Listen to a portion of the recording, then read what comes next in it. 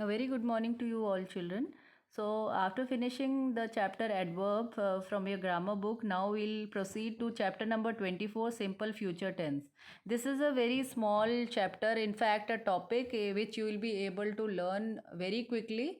And I'll explain you, and then you will be able to do it very quickly also by yourself. So, just pay attention to what I am teaching. Simple future tense, what it is exactly. Future tense वो होता है जो हम future में होने वाला होता है, और उसको बताने के लिए, ऐसे सेंटेंसेस लिखने के लिए हम एक पर्टिकुलर फॉर्म यूज़ करते हैं. क्या यूज़ करते हैं? व्हेन वी यूज़ विल या शैल. शैल जनरली आई और वी के साथ यूज़ होता है, और बाकी सारे सब्जेक्ट्स के साथ विल यूज़ होता है. I will do this tomorrow, ये भी यूज़ होता है. और दूसरा रूल ये होता है कि उसमें वर्ब का रूट फॉर्म यूज़ होता है. So I go to market, I will go to market. So will go to market. I will went नहीं आएगा, आई विल गॉन नहीं आएगा. सो वर्ब का रूट फॉर्म आएगा. I will play there.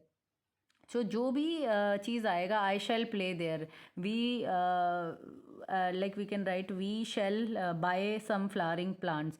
So I और we के साथ शैल भी यूज़ कर सकते हैं, but nowadays will is generally use with all the subjects. So basically only two things are required to form a sentence in simple future tense. I and we के साथ we will use shall, and by all with all other subjects we can use will.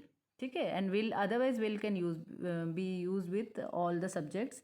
And root form of the verb, root form बहुत ज़रूरी है. जैसे कि अभी हम पहले डिफरेंस देखेंगे कि सिंपल प्रेजेंट, पास्ट और फ्यूचर टेंस में क्या डिफरेंस है. यहाँ पर नीचे कुछ सेंटेंसेस दे रखे हैं जिनको हमें देखना है, और देख के you have to observe carefully what is the difference between simple past and present and future. Last year I was in class 3. I was, मैं था. सो ये सिंपल पास्ट टेंस है. Presently I am in class 4. अभी मैं class 4 में हूँ, ये simple present tense है. Next year I will be in class 4. So will be, यहाँ देखिए विल लगाया है, सो फ्यूचर टेंस है. ठीक है. We went to Mumbai last year. हम लास्ट ईयर मुंबई गए थे. सो सिंपल पास्ट टेंस है. अब आगे फ्यूचर टेंस में वी शैल, शैल लिखा है बिकॉज वी और आई के साथ शैल यूज़ होता है.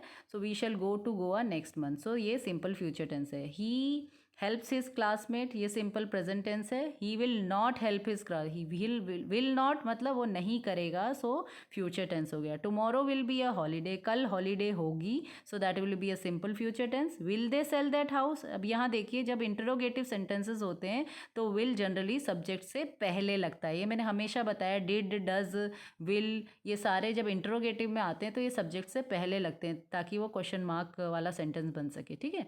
तो this is very simple. Now we'll do some exercises, but we have to just revise the rule. Rule क्या है? वी यूज़, यहाँ पर देखिए कैटरपिलर के आगे there are important points which are given below. This is the only crux of the chapter. ये chapter का पूरा सार जिसे कहते हैं, जो चैप्टर की समरी, वो यही है कि we use simple future tense to tell about an action that has not yet happen but is about to happen. हम सिंपल फ्यूचर टेंस तब यूज़ करते हैं उस एक्शन को बताने के लिए, उस काम को बताने के लिए जो अभी हुआ नहीं है बट वो फ्यूचर में होने वाला है. वी यूज़ विल और shall with the root form of the verb. हम विल या शैल वर्ब के रूट फॉर्म के साथ यूज़ करते हैं. So shall is use with I and we, but आजकल विल जो है जनरली ऑल द सब्जेक्ट्स के साथ यूज़ होता है. So if you are using will with everything that is also fine. ठीक है. बट अगर शैल यूज़ करना है तो आई और वी के साथ ही करना है. So now there are some of the blanks. Filling the blanks we have to just fill in, and we have to fill in with the right words. Like the first one is the train dash at 4 p.m. sharp. So it will be the train will leave at 4 p.m. sharp. So first what we will do, whatever is there in the bracket, we have to just see that is it root form of the verb. If it is not, then we have to convert it into the root form of the verb. यहाँ पर जितने भी हमें bracket में दिख रहे हैं ये सब रूट फॉर्म ही हैं वर्ब के. सो यहाँ पर it is very easy. We will use will with everything and we'll write the answer. जैसे वी और आई है, we shall meet next Sunday. So यहाँ हमने शैल यूज़ कर लिया. Migratory birds will come here in November. I shall buy some flowering plants. He is working hard. He will succeed in his life. The rosebuds will blossom within a few days. They will move into their new home soon. And then next is you will answer these questions. I shall not waste my time in gossips. Will you help them? So it is very easy, यहाँ पहले से ही verb का root form ही दिया हुआ है, सो यहाँ तो कुछ करने का अलग है ही नहीं। बट नेक्स्ट जो एक्सरसाइज है उसमें हमें थोड़ा सा we have to do what, you have to change the verb into root form, और हमें विल ऐड करके इसको सेंटेंस को बदलना है, and we have to rewrite it again. जैसे फर्स्ट है it rains heavily, it means this sentence is in simple present tense की अभी बारिश हो रही है। सो हम क्या लिखेंगे फ्यूचर टेंस में, सिंपल फ्यूचर टेंस में, it will rain heavily, rains को हटा देंगे, रेन कर देंगे, because this is the root form of the word, it will rain heavily. Next is mother makes dinner for us, mother will make, makes नहीं होगा, mother will make dinner for us. I finish this story as soon as possible. I will finish this story as soon as possible. Next is she informs them about the new proposal. Informs का s हटा देंगे, root form inform करेंगे, she will inform them about the new proposal.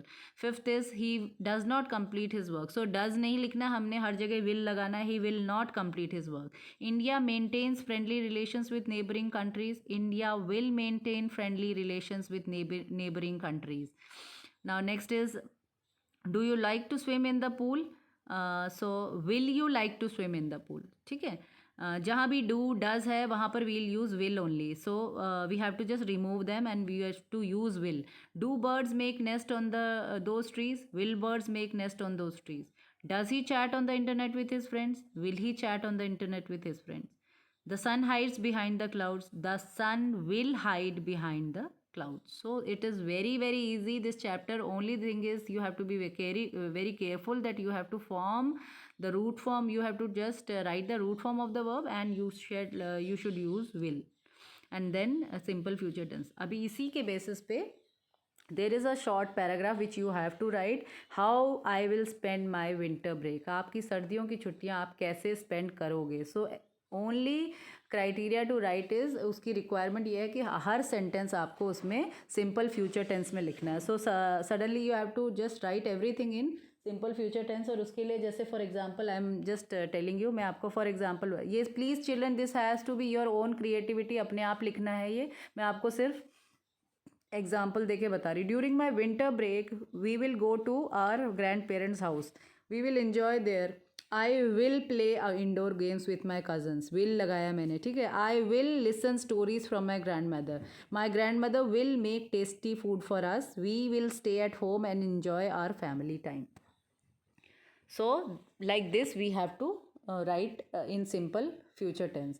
So children, I hope you understood this topic very nicely, and if you are still having any doubts, you can ask me anything in our next class. I'll be providing you answers for all these exercise already. Okay, thank you and have a nice day.